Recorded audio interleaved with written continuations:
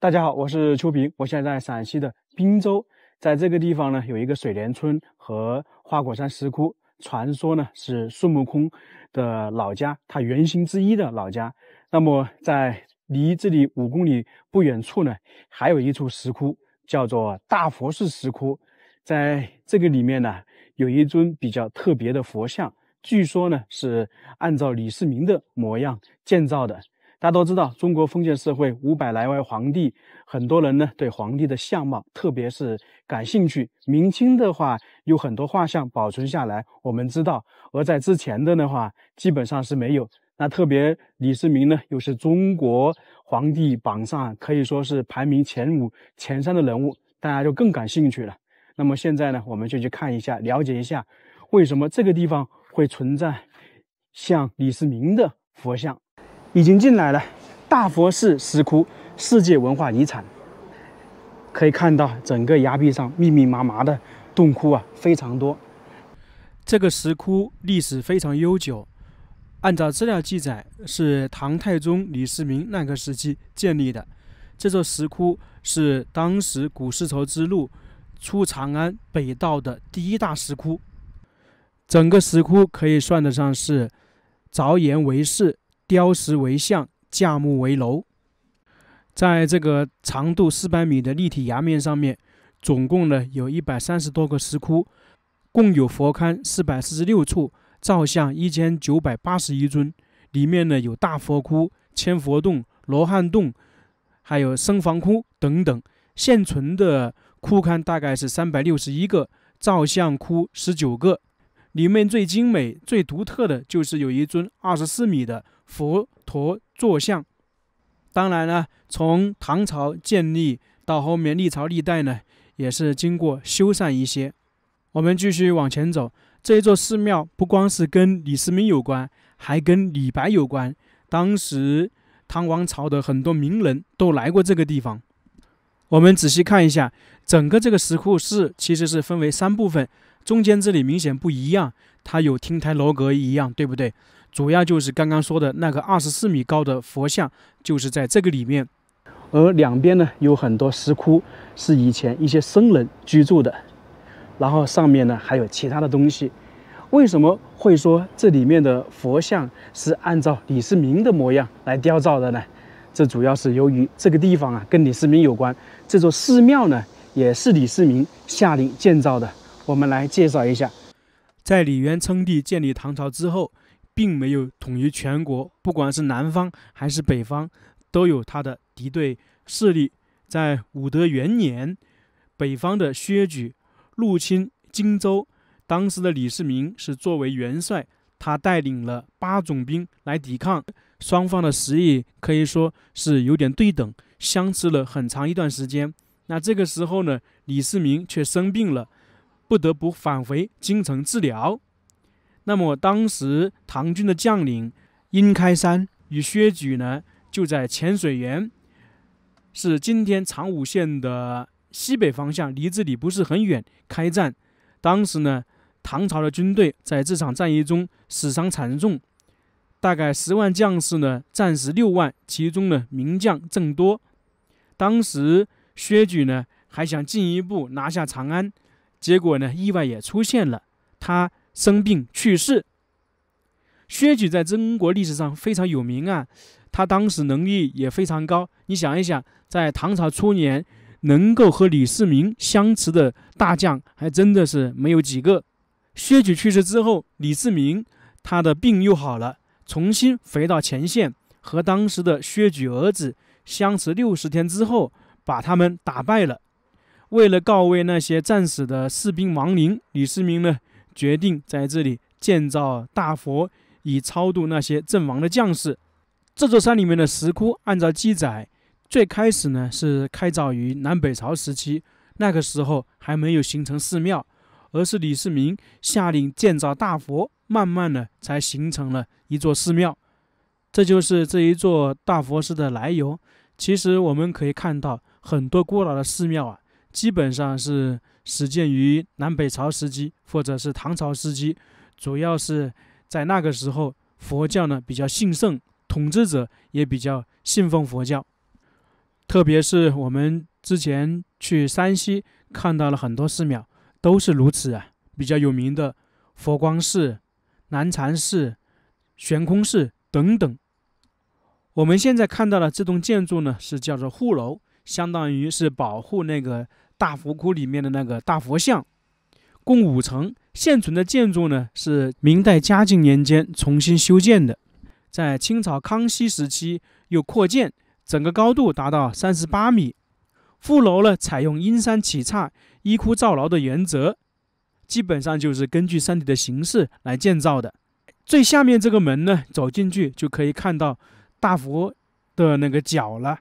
然后我们在这里看到有2个字“觉路”，这个是李白写的，那么应该就是李白很有可能当时来过这个地方。现在去上面看一看，要参观大佛呢，得走上去，因为下面这个门是关闭的，在上面能够看到真龙。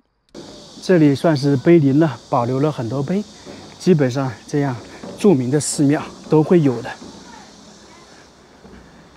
这些碑一看就历史非常久远了，这些都是修缮的记录碑，这是95年的，这些历史就比较早了，崇祯时期的。这些碑也见证了这个大佛寺的历史，也见证了这个大佛寺经常会有修缮，也是全国重点文物保护单位，到处都有祈福带，这个是他们祈福然后挂在这里的嘛，还有祈福所。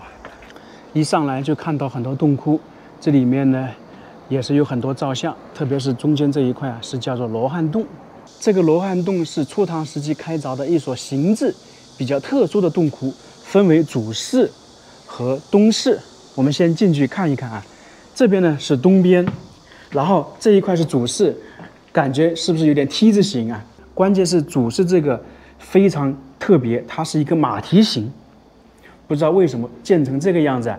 整个这个大佛寺石窟这里好几个洞窟都是马蹄形。这上面是很多造像，不过呢已经被损毁了很多，中间肯定是释迦摩尼了，两边呢是二弟子、二菩萨。基本上洞窟啊造像的人物都是差不多的，只是说有一些细微的区别，有些是一佛、二菩萨、二力士。这里面的造像都非常精美。一看到这个，大家是不是有点印象啊？骑着狮子的是那个文殊菩萨。这个之前我们在其他的一些寺庙里面也可以看到，一个是狮子，一个是大象。上面的字是后面历朝历代的人来到这里留下来的。这里有一块碑，是清朝康熙年间的，当时陕西布政使司维修大佛寺的记录。明镜台到了，从这里进去就能看到这里面最大的佛像，这就是今天我们主要来看的。它是一尊佛陀坐像啊，高度达到24米。大家看一下，它的面是方圆的，肩宽肩，造型自然丰满，神情端庄肃穆。它的面部那里是罗发，露颧低平，头顶呢是摩尼宝珠。它的眼睛那里是弯弓形长眉，双目呢是微起，俯视下方，嘴角呢向上翘起，神态肃穆。两肩齐顶，颈部呢比较粗。我们现在看到的是他的手非常巨大啊，这样看起来都有好几米，应该是能够放1到2辆那个越野车在他手里。这一只手是不是相当于五指山？在不远处的花果山石窟被说成是孙悟空的老家，那这个就挺有意思的。孙悟空被压在五指山下面，这是他的右手，左手呢是扶膝放在膝盖那里。在大佛头像后面有2道圆形雕刻发边，上面呢有7佛环坐，也可以称之是8部天龙。在旁边雕刻了几个字，写的是大唐贞观2年，就证明这个大佛是李世民那个时期建造的。算起来，这尊佛像到现在已经1300多年了，一开始我们说这尊佛像是按照李世民模样来建造的，我查了一下资料，一直有这种说法呀。这尊佛像跟我们之前看的其他关于李世民的一些还真的有点相像啊。你像在山西的晋祠有一个李世民的雕刻像，感觉跟这个有一点点相似。那么大家相不相信这是李世民的真龙像呢？我觉得还真有点可能啊。你像当时李世民还没有当皇帝的时候，在这里呢已经发生那么大的战役，李世民就下令建造一座寺庙来超度亡魂，附近的人或者其他人，他肯定很感谢李世民的，这也算是一种笼络的手段嘛。后面李世民当上皇帝，那么修建这个石窟的人呢，第一可能是为了感谢李世民吧，还有一点呢，可能是为了让李世民这个功绩传承下去，佛教也比较兴盛，于是呢就把这个佛像的模样建造成李世民的样子。大家相信吧？反正我觉得，既然一直有这样的说法、这样的传说，那么可信度还是有一点点的，并不会无缘无故的说这个是李世民的模样来建造的。其实我们去了很多地方都能发现，你像龙门石窟，据说是按照武则天的模样来的，还有武当山金顶的金殿里面，真武大帝是按照朱棣的模样来的，在很多地方都有这种说法呀。在这个佛陀两边呢，是我们熟知的观音菩萨和大势至菩萨，都有17.6米高，基本上都是头戴宝冠，身穿华丽璎珞。这个里面呢还有其他的佛像，总共算起来是有400多尊吧，最小的2厘米，可以称得上是密密麻麻，整体雕刻都是非常精美。大佛窟呢是初唐洞窟的典型代表。这个大佛寺跟李世民有关，我们也来说几句题外话。李世民这个人大家非常熟悉，他是中国历史上非常有名的皇帝，在他之后历朝历代皇帝都以他为榜样，希望成为他一样的皇帝。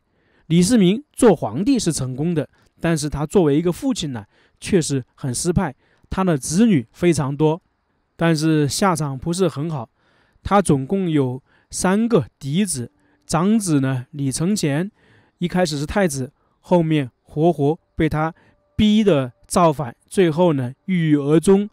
他的另外一个嫡子李泰也是被他宠的，后面呢也是郁郁而终。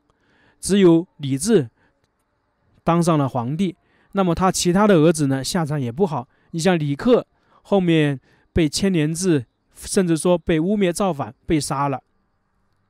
他还有其他的儿子，也是有一些被他下令杀了，有一些呢是被武则天下令杀了，反正下场都不是很好。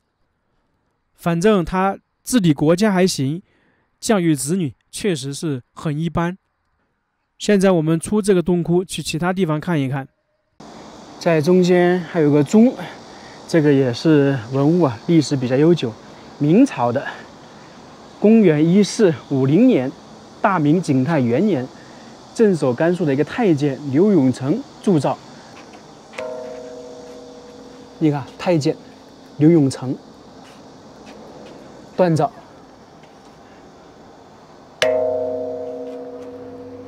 明朝的太监实力是比较强大的。在这些佛窟左边呢，还有密密麻麻的洞穴，分为好几层。这些洞穴呢，有大有小，有些可能是2个连起来的，有些是3个连起来的。这个跟我们在其他地方看到的一些有点类似啊。那么这些洞窟是以前大佛寺里面的僧人住的，相当于是房间了。按照这些洞窟的数量，我们可以得知，这个大佛寺最多的时候可能有几百个僧人。现在我们清晰的可以看到，由于年代的久远，很多洞窟呢已经有点破坏，甚至有一些已经倒塌了。另外呢，有一些还有柱子支撑的，现在已经封闭了，不能进去参观了。像这样的洞窟在很多地方都有。这个大佛寺我们就看完了，也算是大开眼界啊。反正我是觉得这个里面的那个佛像说是李世民的真容像，我觉得还是有一点点可信度的，不知道大家相不相信呢？那这个视频我们就到这里了，非常感谢大家，我们下个视频再见。